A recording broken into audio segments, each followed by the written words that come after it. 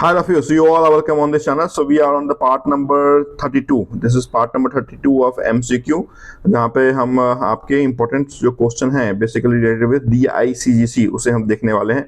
तो बहुत सारे ऐसे DICGC के मल्टीपल क्वेश्चन हमने अभी तक देखे हैं, बट 10 to 15 क्वेश्चन अब हमने आपके लिए इस पार्ट में रखे हैं जो बेसिकली फोकस्ड ऑन DICGC ही होने वाला है।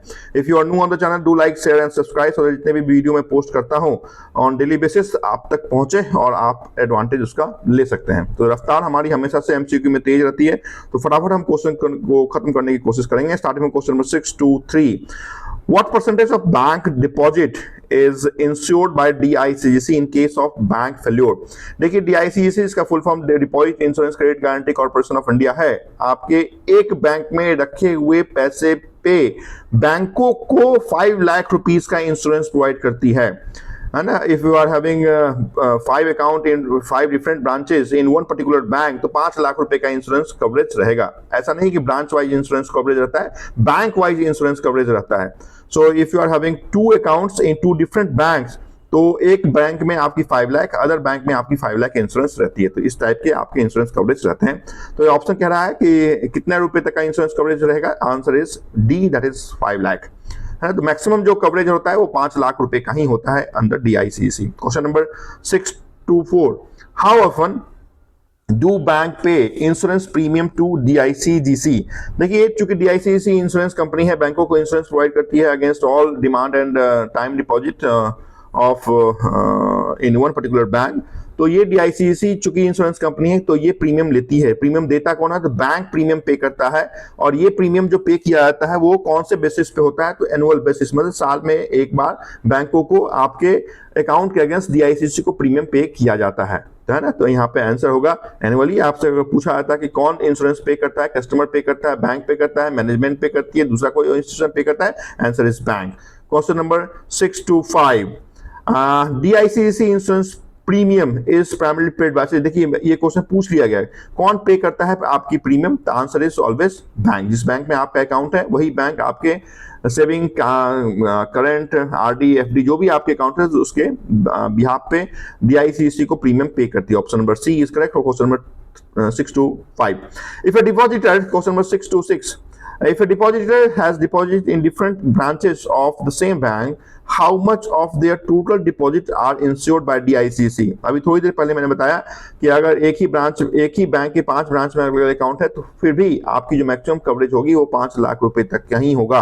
तो ऑप्शन को हम देखते हैं। ऑप्शन कह रहा है 5 lakh for each branch. Oh my God, अगर 5 लाख ईच ब्रांच होगा तो बल्ले बल्ले है ना। सेकंड कहता है आपकी क्या कहता है? 5 lakh across all branches of bank. Yes, 5 lakh across all branches of bank with the right answer. Option number B is the right answer for question number 6 to 6. Question number 6 to 7, when was the deposit insurance corporation? ये देखिए deposit insurance corporation पहले था, है ना, जिसको बाद में हमने DICGC बनाया, लेकिन पहले डिपॉजिट इंश्योरेंस कॉर्पोरेशन था। इसका जो एस्टैब्लिशमेंट था वो कब किया गया है? तो 1962 में किया गया है इसका एस्टैब्लिशमेंट। वही फर्दर जब DICGC बना तो 1978 में इसका एस्टैब्लिशमेंट किया गया, मर्जर किया गया। तो जिस हिसाब से क्वेश्चन पूछा जाएगा उसके अकॉर्डिंग आपका आंसर होना चाहिए। यहाँ पूछा गया DIC का establishment, option number B that is 1962 will be the right answer for question number 6 to 7। लेकिन जब ये मर्जर हुआ और पूछा गया क्वेश्चन नंबर 6 to 8 में, in what year was DICGC formed by merging deposit insurance corporation and credit guarantee corporation?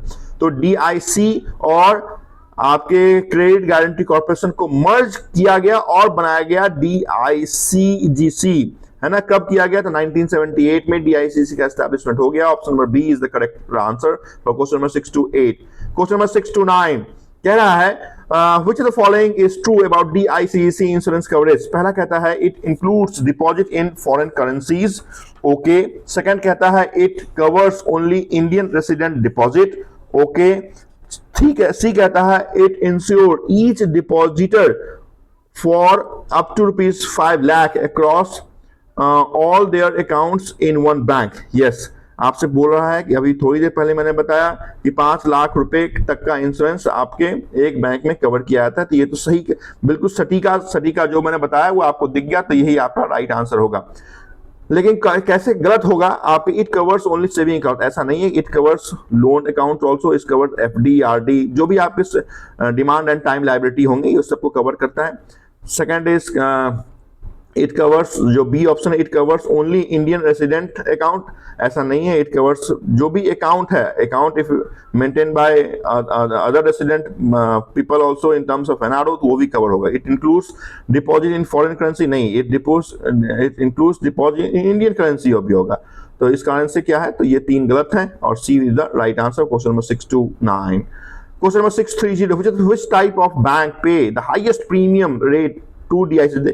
Since आप जाने कि जैसे सिबिल का स्कोर है, सिबिल का स्कोर जिसका कम रहता है उस पर रेट ऑफ इंटरेस्ट ज्यादा चार्ज होता है। क्यों? क्योंकि रिस्क वहां पे इन्वॉल्व है, जिस बैंक में जितना ज्यादा रिस्क होगा उसकी प्रीमियम उतनी ज्यादा होगी, सीधी सी बात है। ये एक छोटे से लेके बड़े बैंक तक का यही कंसेप्ट है। रिस्क जहां पे ज्यादा है वहां पे इंटरेस्ट क्या होता है, ज्यादा होता है। तो रिस्क कहां पे ज्यादा है? प्राइवेट बैंक के कंपेरिजन। देखिए अगर पब्लिक सेक्टर बैंक में की बात करें तो रिस्क बहुत कम है। उसके बाद अगर प्राइवेट आरआरबी की बात करें तो ये भी गवर्नमेंट है, ये भी रिस्क कम है। प्राइवेट सेक्टर बात करें तो रिस्क यहाँ पे है, but in comparison to cooperative bank बात करें तो कोऑपरेटिव बैंक देखा होगा कभी भी आरबीआई अपना पीसीए प्रॉम्प्ट करेक्टिव एक्ट लगाती है, उसका लाइसेंस कैंसिल कर देती है। यहाँ पर रिस्क ज्यादा है, इस कारण से इसकी प्रीमियम ज्यादा होगी कोऑपरेटिव बैंक के लिए। तो right answer is C for question number 630।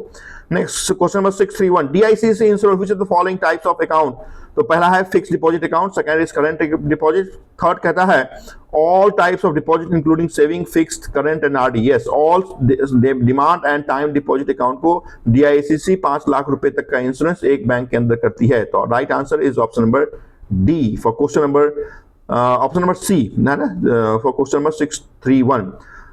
Question number 633, which is the regulatory authority of DICC? DICC का रेगुलेटर कौन है? तो ऑब्वियसली बात है bankers bank, reserve bank of India. Option number C is correct for question number 632। Question number 633, can a deposit insurance coverage of DICC be claimed if the bank merge with another bank? अगर मर्ज हो जाता है तो claim void हो जाता है। तो यहाँ पे जाने कि option number B is correct, no insurance claim are void after merger. Yes, है ना? तो ये बहुत इंपॉर्टेंट क्वेश्चन है, question number 633। Second last question of today's importance 32 number part of this MCQ, which deposits are specifically excluded from DICC insurance coverage? पहला कहता है deposit of foreign government, second कहता है डिपॉजिट ऑफ स्टेट एंड जो आपकी SLD bank है, third कहता है any amount due on bank of A deposit received outside India. तो ये सारे जो है, ये सारे के साथ क्वेश्चन एक और पढ़ेंगे हम। क्वेश्चन क्या कह रहा है? क्वेश्चन कह रहा है which deposit are specifically excluded from deposit insurance. तो आप जाने कि इन सारे का एक्सक्लूजन है, तो all of these will be the right answer. Question number 634, last question of today's important video. If a depositor has deposited in multiple bank, how does DICC coverage apply? पहला कहता है 5 lakh for each bank, second कहता है 5 lakh across all banks, third कहता है 2.5 लाख की तो कोई बात ही नहीं, फोर्थ कहता है no coverage for multiple bank, ऐसा नहीं होगा। तो 5 lakh for each bank coverage होता है। अगर अदर बैंक में आपका अकाउंट है तो वो बैंक आपकी उस अकाउंट की बेसिस पे प्रीमियम पे करती है, तो उस बैंक के लिए 5 लाख रुपए का एडिशनल आपका इंश्योरेंस होगा।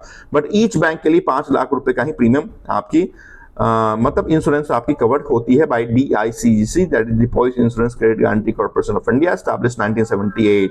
Thank you so much for watching this important session related with DICC, है ना। नेक्स्ट पार्ट में किसी इंपॉर्टेंट और भी सेक्शन की बात आपके साथ करेंगे। न्यू अगर आप नए हैं, सब्सक्राइब एंड कोई भी कमेंट हो तो आप वहां पे पोस्ट कर सकते हैं। Thank you so much for watching.